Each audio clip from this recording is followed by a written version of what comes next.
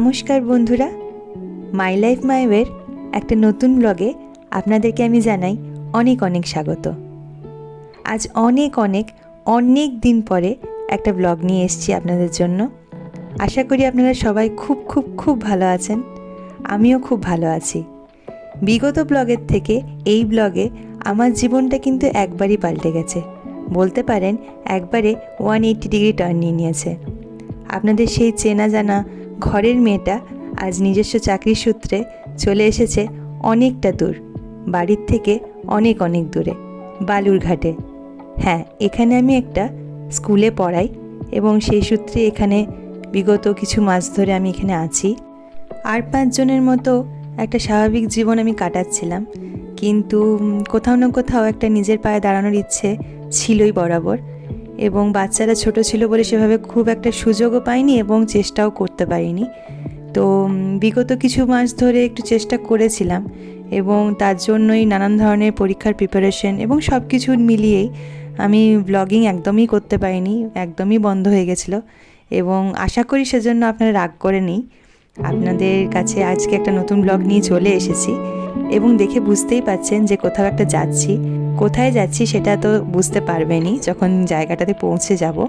বালুরঘাটে এসে বিগত কিছু মাস ধরে আমি এখানে আছি, সেভাবে খুব একটা চারিদিক ঘুরে দেখার সুযোগ হয়নি, কারণ বেসিক্যালি স্কুল যাই এবং সেখান থেকে বাড়ি চলে আসি, এইরকমই জীবনটা কাটছিল।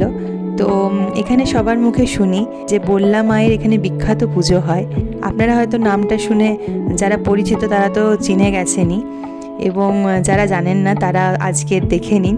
এখানে বিখ্যাত বল্লা মা, বালুরঘাটের বিখ্যাত বল্লা মায়ের আজকে পুজো হয়ে গেছে। এবারে আমরা তো ছুটি পাইনি, আমরা তাই সানডে করে গেছি এবং দেখতেই পাচ্ছেন কি ভীষণ ভিড়টা এখানে আছে। যত আমরা কাছের দিকে যাওয়ার চেষ্টা করছি তত ভিড় বাড়তে থাকছে এবং ছুটির দিন বলে আরও বেশি ভিড় হয়েছে। আর যেদিন প্রথম পুজো হয়েছিল সেদিন তো সাংঘাতিক ভিড় থাকে, সেদিন তো চেষ্টা করাটাই বৃথা ছিল। আমার তো এখানে কোথাও বেরোনো হয় না সেভাবে, কিন্তু সে বলে না ইচ্ছে থাকলে ঠিক উপায় হয়ে যায়, তাই হয়তো বললামই আমাকে একজন সঙ্গী দিয়ে দিয়েছেন। ইনি হচ্ছেন আমাদেরই কলিগ, আমি যে স্কুলে পড়াই সেই স্কুলেরই টিচার এবং ইনি এখানকারই বাসিন্দা। তো এখানে সব কিছু তো উনি খুব ভালো করেই চেনেন, তাই হয়তো বললাম আমাকে ওনার সঙ্গী করে দিয়েছেন। তাই ওনার সঙ্গে এসে আজকে আমি বল্লা মায়ের দর্শন করতে এসেছি। তো আমার সাথে আপনারাও সুন্দরভাবে বল্লা মায়ের দর্শন করে নিন।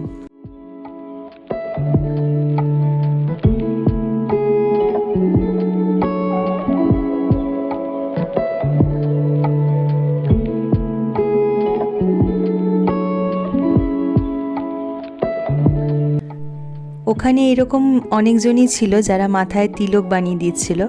তো আমরা একজনের কাছে তিলকটা পরলাম এবং তিলকটা খুবই সুন্দর হয়েছিল, দুজনেরই তিলকটা খুব সুন্দর হয়েছিল এবং পুজো দিতে এসছি ব্যাপারটা একটু আরও বেশি যেন মনে হচ্ছিল।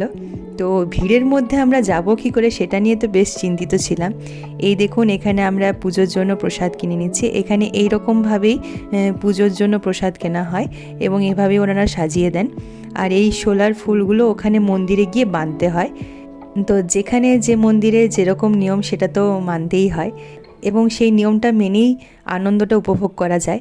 এবং দেখতে পাচ্ছেন কি ভীষণ ভিড় এবং রবিবারের জন্যই আরও যেন বেশি ভিড় ছিল এবং এত মানুষ ছিল যে আমরা কোন সময় যে হাঁটা শুরু করেছিলাম এবং কোন সময় যে মানুষের ঢেউয়ের মধ্যে দিয়ে গিয়ে মন্দিরের সামনে পৌঁছে গেলাম, আবার পুজো টুজো দিয়ে দিলাম, সব কিছু নাম সংকল্প করে দিলাম, মায়ের দর্শন করলাম, আবার যে ঢেউয়ের মধ্যে দিয়ে কোন সময় বেরিয়ে গেলাম যেন বুঝতেই পারলাম না। এই দেখুন, এই হচ্ছে বল্লা মা এবং মায়ের রূপ, মায়ের সাজ, মানে যত বলি তত কম হবে। ভীষণই সুন্দর, ভীষণই একটা সুন্দর পরিবেশ ছিল ওখানে। এত যে ভিড় ছিল কিন্তু কোনো রকম ডিস্টারবেন্স, কোনো রকম কিছু হট্টগোল কিন্তু মনে হলো না আমার। একদম সুন্দরভাবে সবাই ওখানে ভক্তির সাথে গেছে, সবাই মা মা করে ডাকছে এবং যেন একটা অন্যরকম পরিবেশ ছিল ওখানে।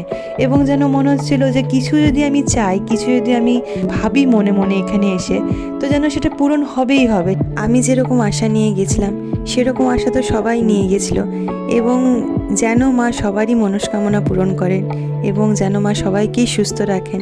আপনারাও সবাই মায়ের আশীর্বাদ নিন, মা যেন সবার মঙ্গল করেন। তো মেলাটা ঘুরে দেখছিলাম এবং মেলার মধ্যে যাবতীয় যা কিছু পাওয়া যায় টুকটাক মেলার মধ্যে যেগুলো থাকে সেগুলো তো ছিলই, তার সঙ্গে সঙ্গে দেখুন এখানে কিন্তু বাড়ি সাজানোরও আসবাবপত্র সব কিছু ছিল। মানে এটা আমি খুব কম দেখেছি যে এত বড় ধরনের মেলা, যে ওখানে বাড়ির সমস্ত জিনিসপত্রও ছিল। তো মেলাটা ভীষণ ভালো ছিল। আমি মেলাতে কি কিনলাম সেটা আমি ভিডিও করতে পারিনি, কারণ ভীষণ ভিড় ছিল। আমি বললা মায়ের ছবি কিনেছি বাড়িতে নিয়ে যাব বলে। বললা মায়ের দর্শন করার পর এরপর ম্যাম বলল যে এখন তো হাতে অনেক সময় আছে, চলো তোমাকে আরেকটা জায়গা দেখাই। তো এটা হচ্ছে পতিরাম ধাম। তো ভীষণ সুন্দর একটা জায়গা, এবং আমরা যে টাইমে এসেছিলাম সেই সময়ে পুজো হচ্ছিল, এবং বললে বিশ্বাস করবেন না, আমরা গেলাম, দর্শন করলাম এবং কিছুক্ষণ বসলাম, আর তারপরেই গেট বন্ধ হয়ে গেল। পুজো টুজো সব কিছু হলো, গেট বন্ধ হয়ে গেল। মানে আমাদের টাইমিংটা এতটাই পারফেক্ট ছিল যে আর একটু দেরি করলেই আমরা আর দর্শন পেতাম না। তো খুব সুন্দর একটা জায়গা, খুব সুন্দর একটা মনোরম পরিবেশ, এবং সেখানে টুকটাক একটু ছবি তোলা। এরপর আমরা গেলাম সিদ্ধেশ্বরী মন্দির। দেখতেই পাচ্ছেন এটাই হচ্ছে সিদ্ধেশ্বরী মন্দির, এবং এখানে গিয়ে এত সুন্দর মায়ের কথা শুনলাম। এখানে ভক্তরা শাড়ি দেয়, তো শাড়িগুলোর ওপর থেকে দেওয়া হয়। তো যখন পুজো চলে, যখন শাড়ি সব কিছু দেওয়া হয়, যত শাড়ি পরুক না কেন এটা কিন্তু ওপর দিকে যায় না, এটা কিন্তু তলের দিকে বসতে থাকে। মানে ভক্তদের কাছ থেকে যত শাড়ি পরুক না কেন এটা কিন্তু উঁচু হয় না, এটা ধীরে ধীরে নিচের দিকে বসতেই থাকে, হাইট একই থাকে। তো বিভিন্ন ধরনের মন্দিরের, বিভিন্ন ঠাকুরের বিভিন্ন রকম অলৌকিক গল্পকথা তো থাকেই, এবং সেগুলো ভীষণ ভালোও লাগে। তো এখন আমরা যাচ্ছি আরও একটা জায়গায়, মানে দুজন বেরিয়েছি এবং দুজনেই একদম মানে সে কি বলবো, মানে দুজনের ভাইব এতটাই ম্যাচ করে যে আমরা মানে একটা একটা করে ডিসিশন নিচ্ছি যে এখানে ঘুরতে যাবো, ঠিক আছে চলুন, এখানে যাব, ঠিক আছে চলুন। এরকম করে আমরা সারা দিনটা আজকে যে কত ঘুরেছি সেটা বলে বোঝাতে পারবো না। তো এখন আমরা যাচ্ছি আরেকটা জায়গায়, দেখতে থাকুন। খুবই একটা বিশেষ জায়গা। তো রাস্তাঘাট খুব সুন্দর, খুব পরিষ্কার পরিচ্ছন্ন এবং পরিবেশও খুব ভালো। তো চলে এসেছি সেই জায়গাটাতে। আশা করি এই তারকাটার বর্ডারটা দেখে আপনারা বুঝতেই পারছেন আমরা কোথায় এসেছি। একটু বলার চেষ্টা করুন দেখি। হ্যাঁ, আপনারা কিন্তু ঠিকই ধরেছেন, এটা হচ্ছে বাংলাদেশ বর্ডার। হাতের একদম ওপারে হচ্ছে বাংলাদেশ। কোনো দিন আসিনি, তো যখন প্রথম আসছিলাম তখন মনে হলো কিছু হয়তো একটু হলেও আলাদা থাকবে, কিছু হয়তো একটু হলেও অন্য কিছু দেখব। কিন্তু এখানে এসে অবাক হয়েছি বললে হয়তো ভুল বলা হবে। মনের মধ্যে তো আগের থেকে জানাই ছিল, মাটির গন্ধ থেকে আরম্ভ করে বাতাসের গন্ধ, মানুষজন সবই একই, একদম একই। শুধুমাত্র কে যেন একটা তারকাটার বর্ডার দিয়ে আমাদেরকে আলাদা করে রেখেছে। তাই এপার বাংলার থেকে ওপার বাংলার সমস্ত ভিউয়ার্সদের এবং সমস্ত মানুষজনকে জানাই অনেক অনেক ভালোবাসা এবং অনেক অনেক শুভেচ্ছা। আপনাদের আমাদের দুজনের বাংলাই সোনার বাংলা, ভালোবাসার বাংলা। এটা হচ্ছে চেকপোস্ট, যেখান থেকে বাংলাদেশ একদমই কাছে, এবং চেকপোস্টের এত কাছে এসে এখানে বাংলাদেশের কারেন্সি দেখব না সেটা তো হতেই পারতো না, এবং সেখানেই আমাদের সুযোগ হয় বাংলাদেশের কারেন্সি এক্সচেঞ্জ করার। তো আমি বেশ কিছু কয়েন, বেশ কিছু নোট নিয়ে নিয়েছি স্মৃতি হিসেবে নিজের কাছে রাখার জন্য।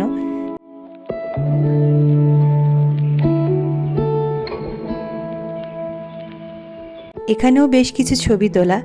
আমরা পারমিশন পেয়েছিলাম বলেই জায়গাটা ঘুরতে পেরেছি, সহজে সবাই ঘুরতে পারে না। তো আমরা বলবো অনেকটা লাকিই ছিলাম। আজকের দিনটা খুবই ভালো গেল। আশা করি পরবর্তী ব্লগ খুব তাড়াতাড়ি দিতে পারবো। সঙ্গে থাকবেন সবাই, খুব খুব খুব ভালো থাকবেন। নমস্কার।